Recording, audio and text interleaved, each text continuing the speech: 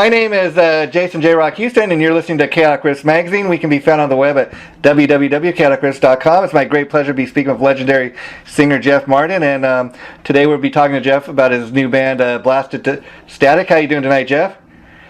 Good. I'm a legend in my own mind. Yeah, great. It's great talking to you again. Now, last time we talked was a little over a year ago, right as this project was getting off the ground. Now, you guys have just in the last 2 weeks released a debut album. How's that been going for you? It's been going really well. All the mags have been giving us really great prompts. We're getting, I think the lowest thing we got was 8.5 out of 10. Yeah. Pretty much all 9s, and people are loving it. And most of all, they're getting where we're coming from. You know, like I told you before, I wanted to do an album somewhat like the albums that I loved in the 70s. Yeah. In very early 80s, where, you know, you'll have Black Sabbath doing 2 heavy songs, and then all of a sudden here comes Planet Caravan, or, you know, Changes, or something like that to give you a breather. And, you know, so Queen did that, Judas Priest did it in their early albums. It's just something the bands did, and you just saw your head off all the time. So people are getting that, and they're really digging Lovesick Blue and Nottingham Grove, which are really more of a kickback sort of thing. They're a full-on ballad. They're, you know, one's more of a Irish lament kind of tune, and the other one I guess could be considered a ballad, but we're not talking the big heavy metal ballad. We're just talking acoustic guitars and me, you know. I think that would be. I gotta be honest with you. I've only had a chance to hear the 2 songs that are posted on the site. I haven't had a chance to get the album yet, but I do plan to now. I think that'd be very interesting, you know, to hear you doing even an acoustic song, because, you know, typically the stuff you've done in the past, you're really known for being a real heavy type of singer. So I've usually got my nuts lit on fire. Yeah, and it's kind of interesting. I didn't realize you played the guitar, because of course you're known for being a singer, and I know you've also got a history of playing the drums. So what was that like, playing the guitar on that one track for you, on the acoustic track? Well, I didn't play the guitar. That's Stu. Oh, okay. He's from Sydney, Australia, and he's the guy I hooked up with to do this thing. Yeah. And it's just Stu and I, and we tried to keep it. So there's some strings in there. There you go. You know, not unlike my solo album where I used real strings. You know, run through a Marshall or Tube Screamer. But this is strings off a keyboard, kind of Ozzy Osbourne-ish. Oh, there you go.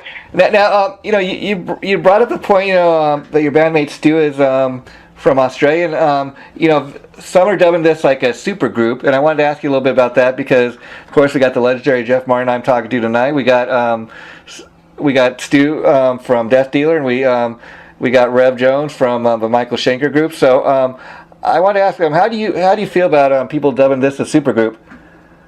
Yeah, you know. You know, when I hear supergroup, I hear, you know, Tony Iommi, you know, Glenn Hughes. Stuff with Glenn Hughes and John Bonham, and if he was still, you know, yeah. He is a supergroup. If they're calling this a supergroup, well then, thank you. And it's kind of interesting. I have to personally go there. Yeah, it's kind of interesting, because I know just from reading up on the project and from last time we talked that people may be surprised to learn that, like, you guys do not all live down the street from each other. Like you mentioned, Stu's from Australia. So I made this as hard as I could on myself. Yeah, and you know, it's just like when you meet that one right girl. Yeah. It doesn't matter where the hell she's from or even what she looks like. Sometimes you just fall in love with a certain thing, and it doesn't. In this case, it happened to be somebody all the way from Australia, but that in itself I like. Yeah. Also, because we're more of a worldly band, really. And you know, depending on what end of the world we got to go to, 2 guys got a short trip and 2 guys got a long trip. I mean, it's almost like you guys are the United Nations of rock, which is a cool thing, because, you know, I never really thought about that till you pointed it out. That I mean, you guys are really on making an American flag, half American and half Aussie. Yeah, there you go. Along the line here. Yeah, there you go. I would like to do that, but you know, I love AC/DC. I love all the rock that came from down under, just because it's no holds barred, and they say what they mean, and that their hearts are big, and that's when Stu flew in here, Stu and Clay came in here with Jax Prowlingworth, a real good friend who has helped us out computer-wise, getting stuff out, doing artwork and stuff. They all came down here. We did a show at the Whiskey a Go-Go. We did a show up here. But mainly what we wanted to do is just meet each other, because I had been doing this for 2 years with Stu on Voxer, of all things, on our phone. And we pretty much wrote it that way. He would send me stuff, and we just go back and forth. But, once I really met these guys, I dubbed Stu Marshall my underbear because he's as big as a bear, and he's from down under. So, hey, let me ask you, what was that like? I mean, he plays guitar that way. That's what I really like. He plays from the heart. He's got some shred. Yeah. Shred is needed, but for the most part, he's got a lot of soul, and he knows how to drift notes really nice, good tone, all that kind of stuff. And his writing is just what he got. His counterpoint. And intros and stuff is just fantastic. Now let me ask you, what was that like, Jeff? I'm assuming from what you just said that when you guys did the show at the Whiskey, that's actually the first time you guys all got in a room together and met face to face. I mean, it's one thing to create this great music like almost through the computer and internet and be sending files back and forth, but what's that like after you've created this great music? You guys have never met face to face, and then you finally have an opportunity to meet face. That must have been just kind of it was fantastic. Awesome feeling. We only had one. We rehearsed through the set. We picked the set before we met, and we did some Racer X songs to get into the night. We did David Bowie had just passed away. So I decided I wanted to do Moon Age Daydream and Snakebite and a few. We did a few Racer X songs just to keep everybody happy there. But it was just great. We just ran through the set the day before twice. Wow. And showed up to the gig and played, and there was some technical difficulties in the beginning, as there always was with my mic and things like that. But all in all, it was just great to get out there and do it and jump on the strip. And again, I got to tell you, I mean, I think that just speaks volumes about the talent in the band. For the fact that, I mean, it's one thing to form a band with a bunch of guys you grew up with, you all known each other for years, and you get in a room and you just have a great chemistry. But I mean, you guys, like you said, we're not even in the same room to create such wonderful music, and then finally after a year recording this stuff, come together. Again, that's just got to be such an awesome feeling. I mean, we weren't even in a room, and look at what we came up with. It was spooky, and I kind of knew that it wouldn't be a nightmare just because, Stu said, we're going to have our home.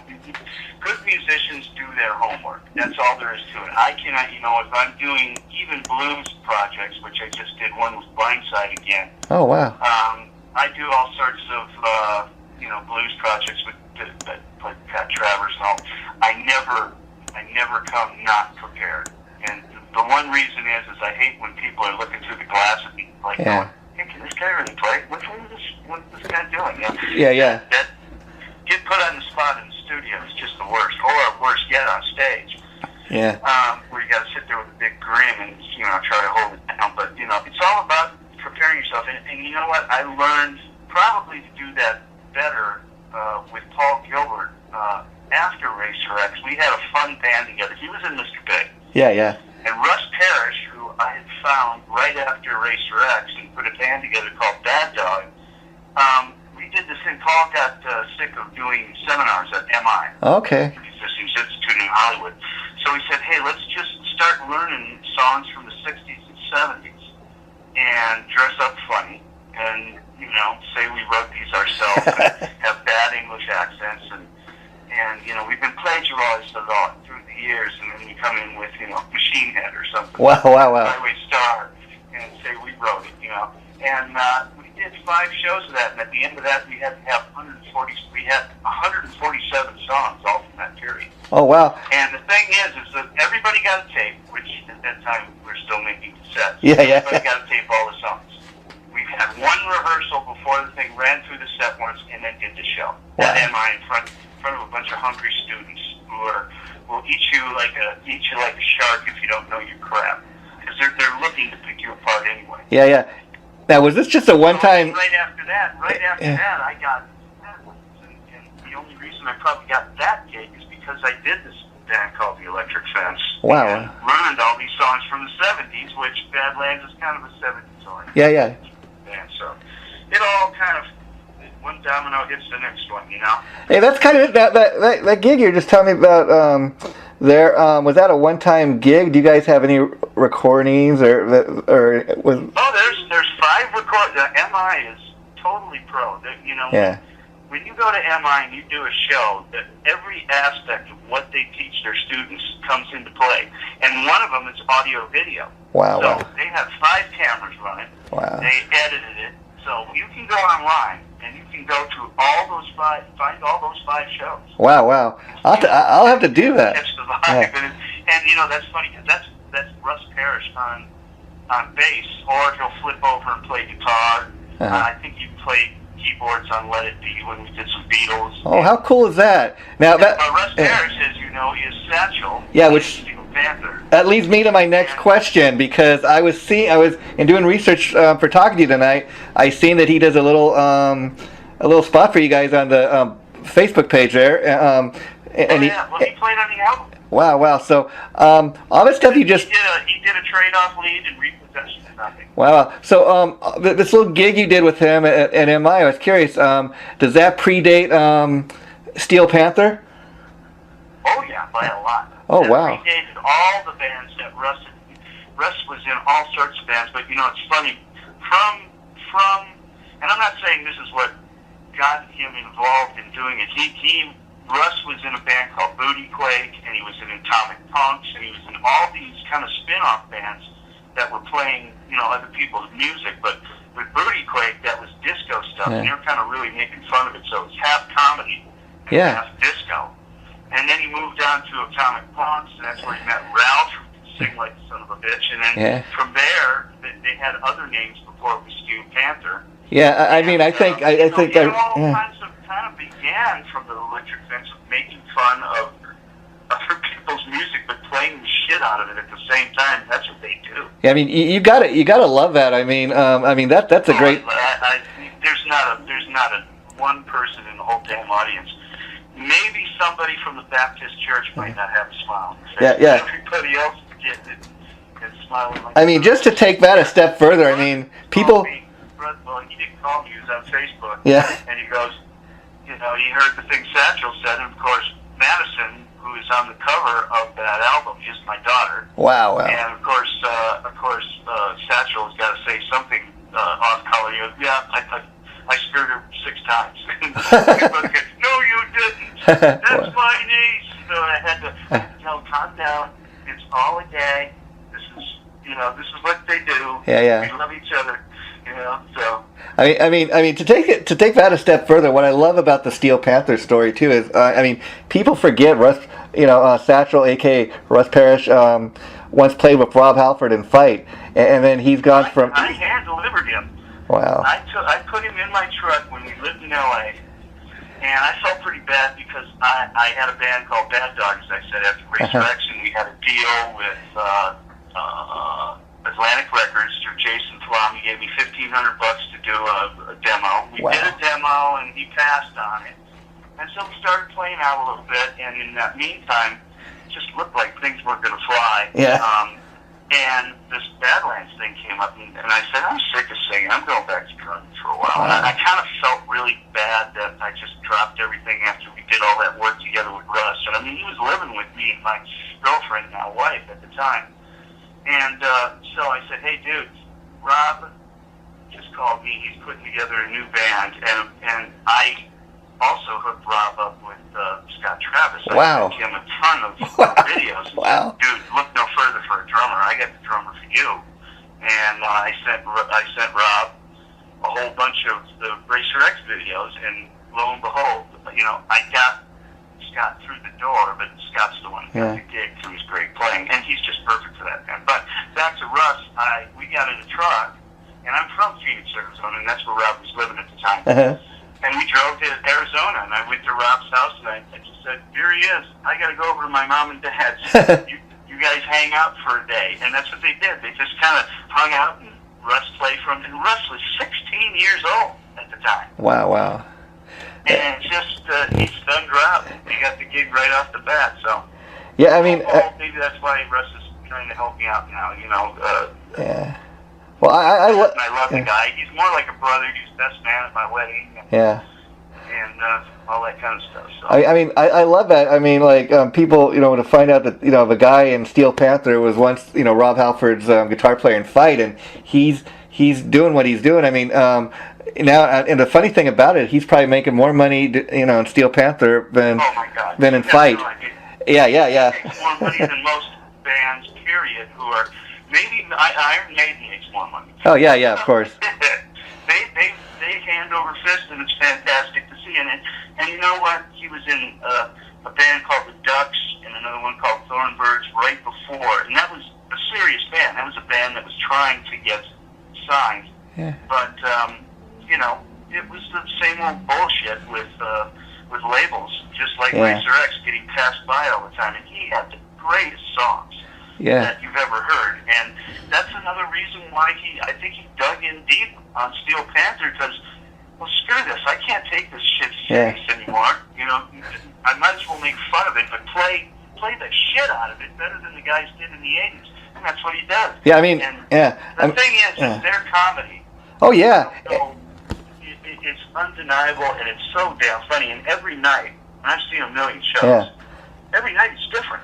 And you know, on the cuff, I mean, it's just ridiculous. And to me, what you gotta respect about a band like Steel Panther is that you know, like Russ got his start playing the tribute scene, as we know, you know, and much like Ralph. And the thing, a lot of people think these tribute bands are you know, a joke, but I tell you, I've been to many of these tribute shows, like Atomic Punks for one, and Hollywood Roses, and I could name them, you know, go down the line, and they've got a lot of them are really professional. They've got a lot of talent, and like what I think's funny about Ralph too is like he's making more money doing the Steel Panther thing than when he was, you know, singing for LA Guns, you know, and the thing about it is they're not just another tribute band. They're kind of, you know, they're kind of a they're undeniable. They're a spin-off, but they have their own original.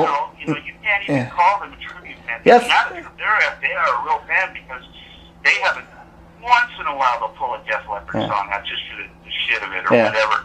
But all these new songs that they're writing, and you know, they're X-rated songs or whatever, but they are undeniably great freaking songs, and they're better than most of the songs that were written in the 80s. Yeah, I mean it's kind of a tip to the 80s era, if you will, but that's what I dig about it. It's not another talented tribute band. It's a band doing original music, and they're kind of they're the real thing. They're letting everybody's kids see what their parents did.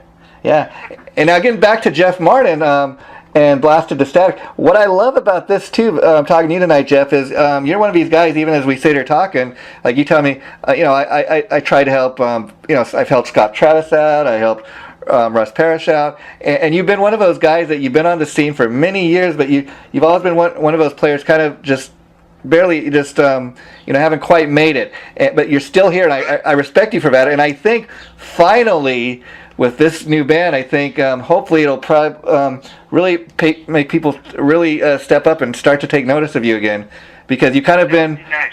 You know, that would be nice. You know, I haven't found anybody. I always considered myself the singer of Racer X, and I get tapes all the time from really great guitar players who have pretty darn good songs, but I just don't connect to them.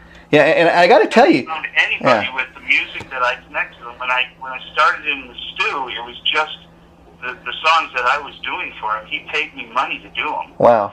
And I was going to send him the songs back, and you know, no real. I think I'd have to keep my publishing. I'm not sure. Yeah.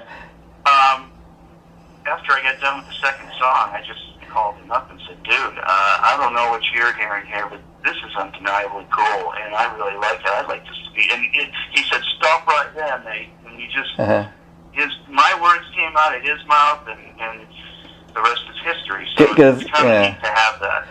I tell you this right here, Jeff. I got to be real honest with you. I've been a fan of you since, you know, you were a drummer in Badlands. I'm a fan of the Racer X stuff, but I got to be honest with you. I haven't had a chance, like I said, to pick up the whole album. I've heard 2 tracks. I've heard are Hammer and Suicide King, and I'll tell you though, based on those 2 songs, I don't need to hear anymore. I want to go out and get the album, and I mean that it's that good. Well, the rest of it has got a lot of different colors in between. We're not just trying to saw the front of your face off and sew it onto your ass. You know, we're just trying to take you for a ride through the whole thing and let you see that we are coming from different genres of people that we grew up with, but we're trying to make our own thing at the same time. And the chemical balance I wanted on this album was Sad Wings of Destiny by Judas Priest, the first Queen album. Well, any of the, Masters of Reality, Paranoid, any of those first Black Sabbath albums. I mean, the name of this band comes from Black Sabbath, believe it or not. It comes from me being 12 years old. I got fired from my paper route I had the Paranoid album. It had just come out. I'm like 12 years old, 11 years old, something like that. Delivering papers, and everything's on 10, and my speaker had been blown up ages ago. Wow. Only I knew what the hell was playing on the thing, because I heard it a million times. Yeah. And the next morning, some lady calls my chat captain, goes, "Martin, you're fired." And what did I do? He goes, "Some lady called me up at 5:30 in the morning to tell that kid to turn that shit down. He's got it blasted to static." Oh, wow. I said, "Oh, man," I was telling that story to my daughter, and I said, "What a great name for..." My daughter said, "What a great name for a song." I said, "Screw that, what a great name for a band." And that was probably a year and a half before I met Stu. And it's kind of... Stu came along. Yeah. It's just all... So, the name of the band came from the love of a 12-year-old metalhead. Wanted it on 10 all the time. And it's kind of funny that story stuck with you all these years later, when it came time, but you still remember that. And I got to again compliment you, Jeff. It works in mysterious ways. And I got to compliment you again, Jeff, on the fact that this is being dubbed as a supergroup. But another thing I got to say is this, that I think you guys did a real great job. I mean, you could have put out an album that sounded like, Racer X Part 2 or, Deaf Dealer Part 2. But what I got from what I've heard so far is just a great, like kind of what you're describing, a great old school metal album. And and I think that's what people that are into that type of music, I think they're just going to really, dig this. And last time we were talking last year, you were sharing with me that a lot of the artwork was on the webpage that you're an artist and you did that. So I was curious, how responsible were you for the artwork on the album cover? Oh, I had, like I said, I did all the photo shots of Madison that you see, and that's all green screen. And then we sent it off to a fella. His name's Alex, and he's in. I wish I could remember the name of the company. I need to give this guy more prompts, but I told him what I wanted. The TV set itself is an actual TV that I took those stencils, taped it on there, and what I was going to do was spray paint it with black flat spray paint, and then pull the stencil off, and then turn the TV on with static. And I was going to take pictures of that, and that would be our logo. Wow. But as soon as I turned the damn TV on with the stencil on, I go, "Man, it looks like a ransom note. It's awesome." It just happened, and that's the logo for the band now. It's a physical thing I made. Wow. And that's what I'm good at making physical things. I came up with the guitar pick for Paul Gilbert, even though some people said they did. But no, I invented that goofy guitar pick thing that spins, on the pick. Only because people were making fun of how fast he played, and we'll fix them. Along with other things, a lot of the fluorescent stuff we had on stage, and of course the extreme volume, man. Oh, I've always got some kind of hand in it, but between me and Alex, I told him what I wanted. I have some of the ones where Madison is dressed up in an old World War II military.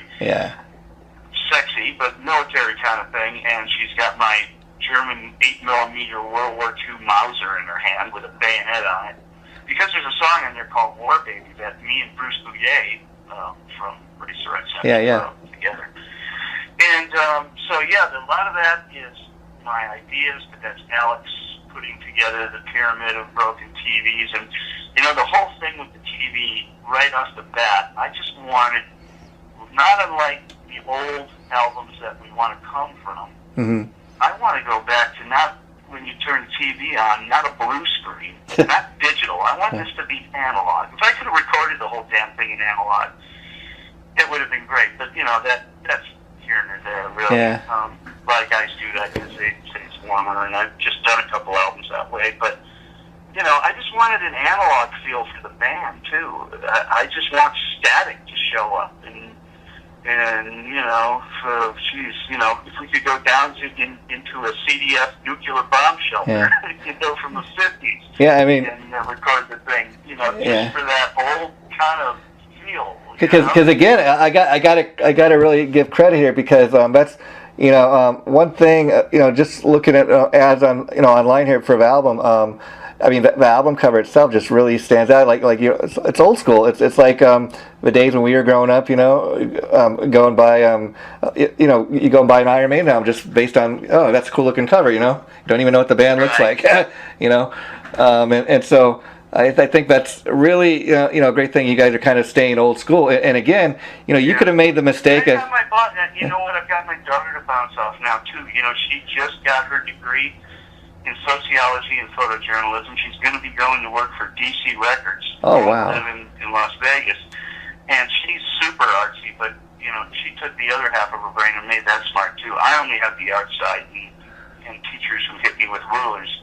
Our teachers nowadays, they found out that she was just dyslexic like me. Wow, wow. And fixed her, and by the end of high school, she had a 4.0 grade average, and she got a scholarship, and she just did her whole project. Finished college and graduated. So now I have her to bounce off now too, and we're going to be doing some commercials here coming up with her dressed like she is in the cover. And we're going to be on my motorcycle. We're going to be doing this and that. She's going to be slow motion hitting the CD and smashing it into a million places with that baseball bat. She's going to stab it with, you know, we got all sorts of ideas. So. Yeah, and you know, you were bringing up earlier about, you know, record companies these days. I was curious. Talk about the record company that's backing you guys. How did you get the deal with them? Stu met a fella who did a lot of work with a band with him. It was before Empires of Eden and Death Dealer. It was the band before that. I can't think of the name. Okay. But they were big in Japan. And this fella, he's a really great cinematographer. He's actually got a movie right now at Sundance Film Festival being filmed with 2 of our songs in it. Wow. He's actually the guy that shot Satchel in that video. But Nico he's the main guy I've been talking with. They're great. You know, it's a German company, so say no more. You know, go stick a key in a Ford F-150 and turn it over, and then go stick the key in a BMW and turn it over. Which one sounds better? Which one's built better? They're on it, you know. And I was going to ask you details left unturned, and that's kind of what they've been doing. You know, even in this day and age where there's not a lot of money to do it with, but they're still throwing down, and they're doing a really great job. You know, they're promoting it best as they can for not being a huge label. And I was going to ask you, with them being a German label, what's the best way for people to get a hold of it? Even when I went on Amazon, I see you can get it through them, but they have like different buying options and stuff. It says, you know, check the different. Go to blastedtostatic.com. We've got everywhere where you can get the album. Okay. And, I love that. Want a physical album? You know, they got the best places to get it. But you know, you know, Racer X has not been on electronic sales until just this last year, because Mike Barney had a huge company in New York take over our whole catalog. Wow. And now we're on iTunes. So I just bought Blasted Static, and I just bought all the Racer X albums off because I saw that Racer X was on there. I didn't even know it, and this is yesterday. Wow. I bought them all and put them on my phone yesterday. So you can get everything right off of iTunes now. But I'm telling you, the artwork is so cool. And wait till you see the vinyl. The vinyl package is fantastic, and it has a sleeve inside the album and a huge booklet, but it has a sleeve inside the album for the CD too. So if you buy the vinyl, you'll get the CD too. Wow, I love that. Now I want to ask you a few more questions about the whiskey show. what was that like? Like, how much of a new Blastic to Static material did you guys play off of the album? Oh, we played we played practically everything but War Baby. Oh, okay. And Nottingham Grove. We did all those, and then we did 4 Racer X songs, and I can't really tell you which. I did Into the Night, Snakebite. And how did those? Daydream, and one other one. I don't know, Superheroes or something. And how did those go over with the fans? I mean, because again, those Racer X songs haven't been played live, in quite some time. Yeah, I certainly well. The last time was probably no. We did a show. We did a 2-night show at the Whiskey and recorded it for Universal Records in 2000, and I had to do every song, just about every song on all the Racer X albums, because the company wanted that. Universal wanted to pick which ones they wanted on this double album. Wow. And that was fun. Yeah. And my voice had just gotten fried like 2 nights before from stomach acid. I was trying. Sean Alderete were trying to lose weight because we knew we were going to do a video. Just get a little, maybe another small blub off of ourselves. And we went on this echinacea lemon juice diet, and I went to sleep, and I had this stomach acid come up in my throat and burn the shit out of my throat. So I had to go to Sugarman, who's in Beverly Hills. He is the leading throat doctor of Ozzy Osbourne. Wow. Jackson, you name it, everybody. And he did his magic on me, and that's the only way I was able to get through that show. Wow, amazing. So I wasn't even near on point. And plus, too, I had this stupid idea of being Garth Brooks meets Britney Spears, and we were just about to go to Japan, and I had this idea, well, maybe if I use my hands more, they'll understand what the words are. Yeah. And it just didn't come off, so I had to re-sing a lot of it on a better mic, because that mic just sucked my ass. And all you could hear was breathing like Frankenstein in the damn song. So bad move, bad times of. Wow. And try it. But anyway, people love hearing the old stuff, but you know what? I want the Blasted to Static show, and I'm going to take it to the next level. I had 2 songs that night that I had props, and one of them was called Devil's Preacher, which is about a Southern preacher who, preaches the Word of God, but underneath he's really not. He's run by the devil, kind of like this new show called The Preacher. yeah, I've seen ads for that. That looks. And I come out dressed like an 1800s preacher with a pulpit. Wow. And it's I do the whole Pulp Fiction, spiel at the beginning of the song, and then we go inside, and then in the middle, Stu comes over and starts doing some whammy bar stuff and touches the guitar on the back of my head, and I go into this trance, roll my eyes back in the head, and then I do the devil part of preaching, look at this happy, redemption. Wow. That kind of thing, and got these flashing red lights on me, look like I've just been possessed, Yeah. So I'm going to have I want Meatloaf meets heavy metal. That's a few songs, not everything. Yeah. A lot of these songs got a story behind them. That's and cool. I kind of want the people to see what the story is. And the other one was Lovesick Blue, where I came out with my mother's rosary. Wow. Knelt down, and I just try. I do my best to at least start to cry a little bit in the middle. I'm on this pulpit singing this song like I'm praying for this person to come back. Wow. And, I love that. I mean, again, you could be living on your past and trying to, do Racer X Part 2, but that's not what this is. And I love the fact that it's just great old school metal, and you're trying to do that, and you're trying to kind of try new things. You guys let me. Yeah. I probably would have done it more in Racer X, but they would say, that's stupid, don't do that. Yeah. Well, it was what it was. So, talking about Racer X, I guess people at the time had a preconceived notion of what that was, and this is a new project. You're just getting off the ground now. With that being said, you have your other projects, Stu has Death Dealer, and, a host of other things going. So, where are you guys as far as... Stu says, too, he says, we don't want any misconceptions by anybody.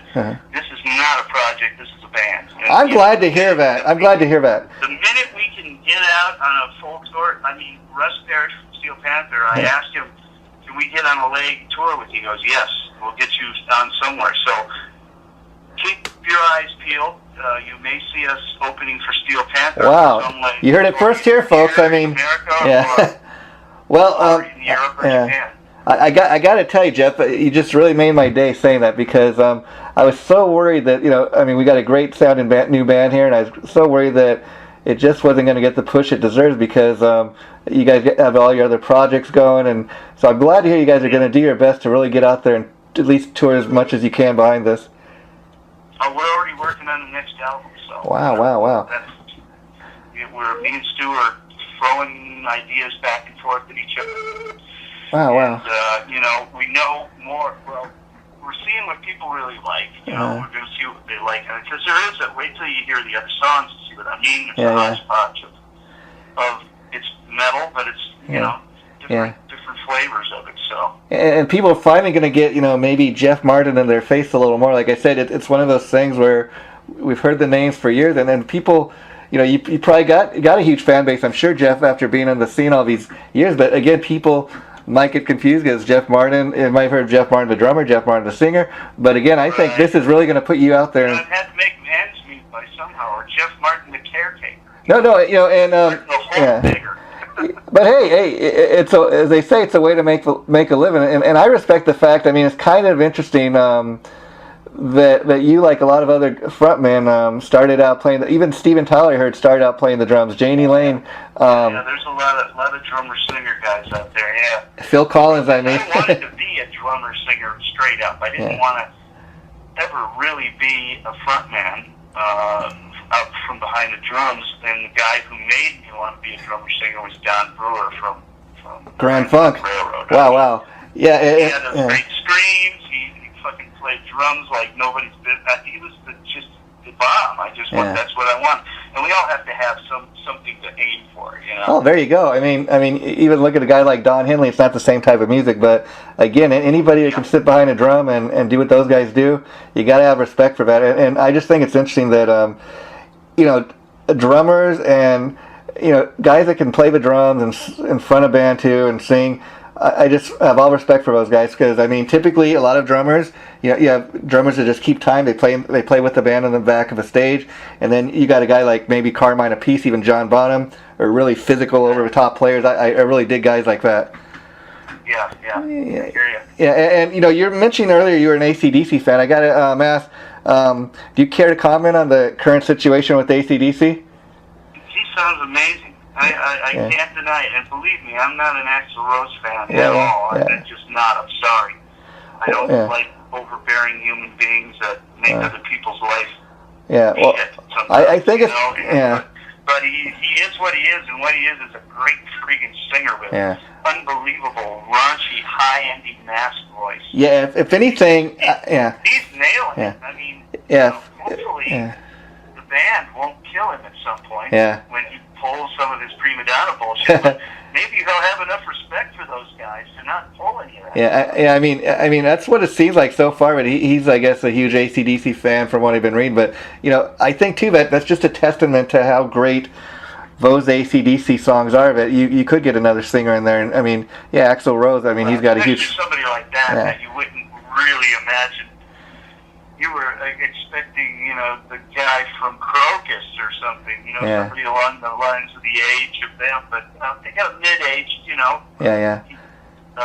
Obviously, Axl's no spring chicken, but he's not as old as some of the guys you would expect to get that. I mean, we're talking about tribute bands. I have a band that I helped put together with some other guys, and two of the singers come from Gettysburg, Pennsylvania, and another place in Pennsylvania. One's named Forrest, and the other singer is a singer from a band called Big Jack. Look him up. He could have taken that gig right now, because he is Brian Johnson straight on. Wow. The movement, the way he sounds. Yeah. And what we do is that my band is called Priest DC. Priest with a T in the middle and DC. And we all trade off 3 songs between each other. And then at the very end, we start dueling. We play AC/DC music, and I sing Judas Priest vocals. over the AC/DC stuff. Yeah. So we got the Bon Scott guy, we got the Brian Johnson guy, and me, and kind of geared it up for Vegas. Wow. And we're just going to be doing so. And Scott Travis has played with us. Wow. He enjoys playing with us. So, and I'm dressed totally to the hilt, like the best Rob Halford I can. Yeah. Which Well, is 83. Well, hey Jeff. Which is 83. Wow. That's when Rob was the coolest looking. Yeah. You know, that's my favorite Rob right there. Yeah, well, Jeff, please let me know, when you get that project going, because I'd love to talk a little more about that in detail, because it sounds like a cool thing, and I could really see you guys. You can see some online. There's some online too. Just look up Prince TBC. Okay. But you can't get away from that damn internet anymore. Yeah. Everybody's got a phone, and they will use it. Oh yeah, that's what I love about doing what we do. I mean, back in the day, who would have imagined I'd be talking to a guy like you? Like I said, I'm just a huge fan of yours, and I could really see you doing the pre stuff, because you definitely got your own thing going. But you've also you gotta come from somewhere, and that's one of the places I did come from. Vocally. Yeah, you got that Halford sound. I mean, I really started. I was a big Tom Jones fan. Wow. As a kid, I loved Tom Jones, but of course, no kid can sing Tom Jones, and no adult can really sing Tom Jones. Only Tom Jones can sing Tom Jones and get panties flung at him. Yeah. Now of course, Halford and Tom Jones sound nothing alike, but I imagine Tom Jones too, even for being the age he is today, he can still reach those high notes, I guess. Well, he's just got that power and that great vibrato and just all that bluesy blitz and stuff. He's just fantastic. But, I came from that, but then I got into Uriah Heep. Wow. David Byron, I love. I love Ian Gillan from Deep Purple. Yeah. And then I heard Rob, and then I said, well, that's it. That's what I want to do. I heard one line in The Ripper, and then I just said, oh my God, I got to learn how to do this. So, Yeah. I don't know if. So, that's what happens. You just get bitten by the bug, and you just start trying to figure out how the hell they make those sounds. Wow. It's kind of crazy how you make them. Yeah. Well, Jeff, I want to thank you, my friend, taking the time to talk to me. I really enjoyed this, even more than the last time. And I want to say that I'd like to do this again once I have a chance to hear the whole album. Maybe we could talk more specifically about the songs in the album in a little more detail. I am when I do write a song, I'm all about. I have hundreds of titles, and I go over my titles while I'm listening to the song. It may take me a half an hour to an hour, just paging up and down my titles while I listen to the music. Well, see, that's from there, the song is done, and in my mind, it's done. All I have to do is find the words, and the melodies come right away. And so I'm very visual when I write a song. So when I talk about them, all these songs, you can make a video out of anything, but I really have a visual concept when I write words for things and try to get that across to people. That's why I like these new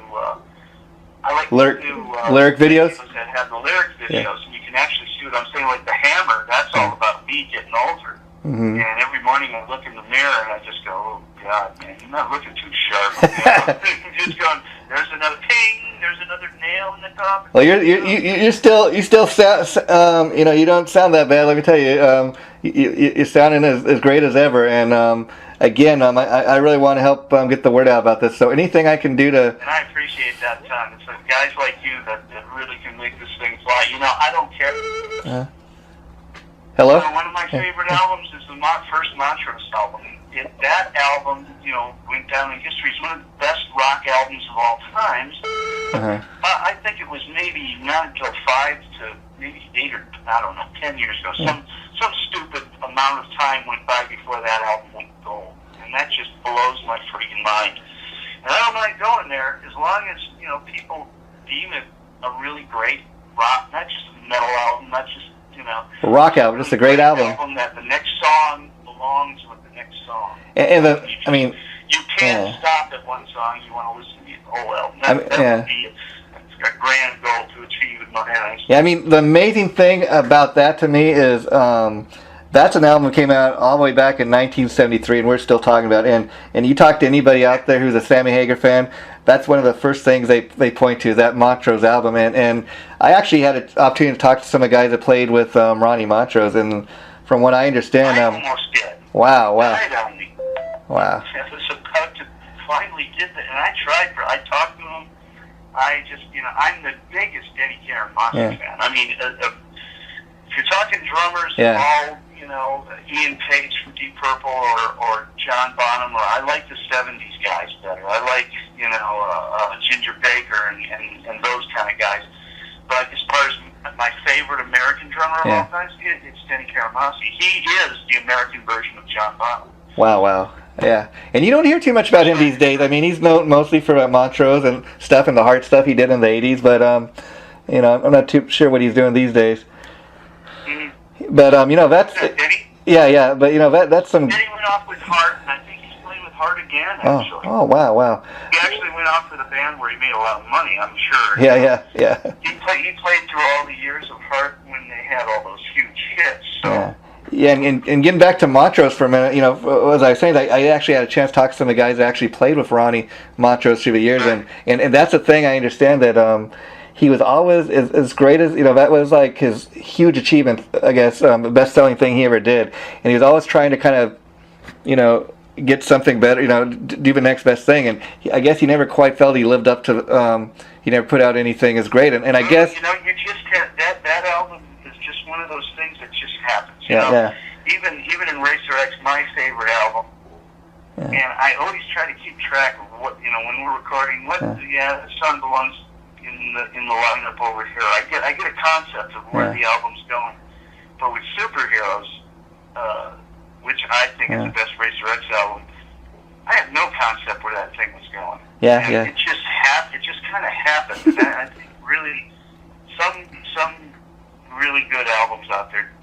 Not to say that people don't work hard on them and on the writing and on the recording, but it just kind of happened. There's a frame of time. The energy is right.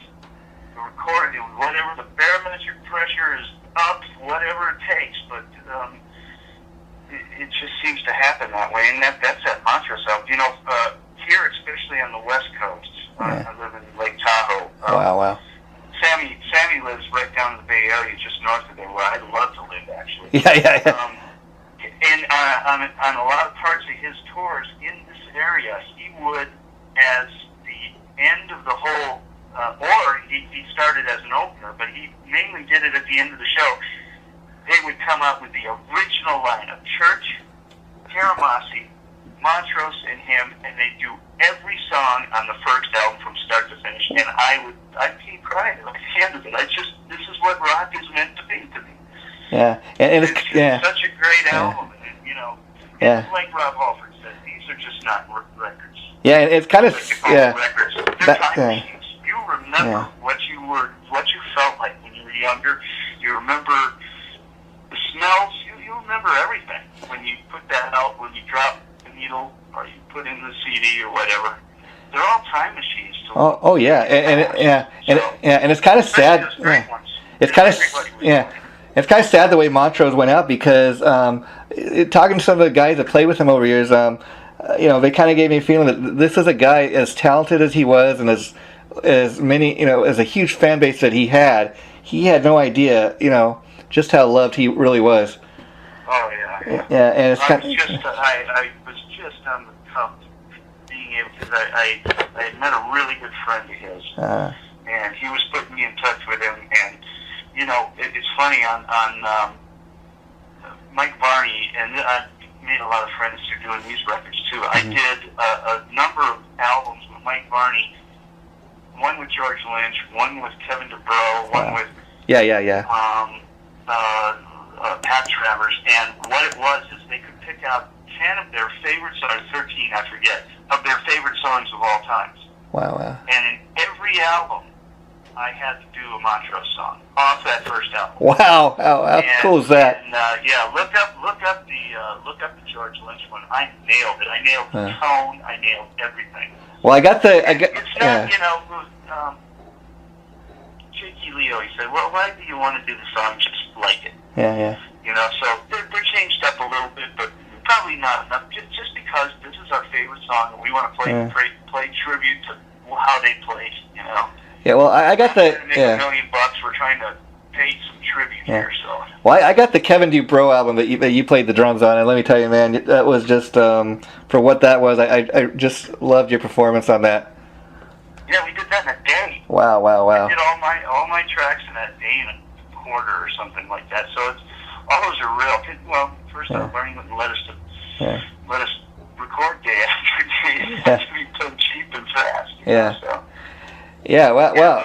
Those were fun, and I met, me and Kevin became really good friends, and Unfortunately, one thing I can say for that is I made a lot of good friends through doing those records. Wow. And getting back to Blasted to Static, that's why I'm really excited to go get this album, because everything I've heard, the 2 songs really sound like old school stuff, and I dig stuff like that. Like you're telling me, Jeff, you're a guy that, you write from your heart. You're a storyteller as opposed to just cranking out. Well, I figure if I may have to go out and do that every night, that'd be something I believe in or came from. Or it's really going to be hideous. So. Yeah. And the last thing I wanted to kind of touch base on before I let you go is, we touched on the fact that you're a great lead singer, a great songwriter, and you play the drums. And you kind of touched on, you want to create songs that you can kind of get out there on stage and kind of, you get behind. And you brought up Meatloaf earlier. I was curious, have you ever been interested at all in doing any kind of acting yourself? Actually, I did act. Oh, and what was that like? Oh, it was terrible. I'm awful. Just terrible. Go do yourself an unfavor. Okay. Get really drunk before you watch yourself. I was in a band called Surgical Steel, and this is before Eraser Rights. Okay, wow. We were the number one heavy metal band in Arizona, and we won a spot. We auditioned with a whole bunch of Arizona bands to get a movie spot in a movie that was being shot in Tucson. Wow. And the movie's called Thunder Alley. Thunder Alley. And it's through Canon Films, and it was written by this guy who actually, there was an alley where all the bars were in Tucson, and all the bands thundering the alley, they called it Let's Meet at Thunder Alley. Wow. It's about a cotton-picking kid who's a really great guitar player and meets up with Leif Garrett. Wow. And, I did speaking parts with him. I hit Leif Garrett in the face with an orange. He had an orange fight in the Ramada Inn hotel where we were staying, and I just nailed him. Wow. That's my claim to fame, my Andy Warhol 50. But I did most of my speaking parts. I only did a couple. And we sang 2 songs on this movie. And we were the band that this band in the movie had to beat. And that lead singer was going to get me out of the band. It's just stupid. It's B all the way. But well, like you said, it's. My mom gave me a terrible perm before the movie, and on and on, you go on and on. But one of the great things is I did speaking parts with Clancy Brown. Do you know who Clancy Brown is? No, I'm not sure. I have to look him up. Are you a fan of Highlander? Oh, okay, yeah. The movie Highlander. Yeah. Remember the Kurgan? Oh, okay. Highlander. Oh, okay, yeah. That's Clancy Brown. Oh, wow. And he was the badass cop in Shawshank Redemption. I did, and him and I would get drunk again in the Ramada Inn bar. And I don't know if you hear that. Like my daughter, I gotta tell these rock and roll stories because I got a million of them. Yeah. Him and I, they had these cheap red vinyl stools that you sit on. We were just slugging down, doing shots, getting drunk, and we had these envelopes that on the envelope it was printed baby rattlesnake eggs, and what it was a piece of metal with a rubber band strung across it and a washer in the middle. And what you do is wind up the washer until it's real tight and close the thing until somebody picks it up and reads it. Oh, baby, and they start to open it and go, and scares the shit out of them. Wow. But what we were doing, we were getting so drunk, we were ordering drinks from different waitresses, but we put them between our seat.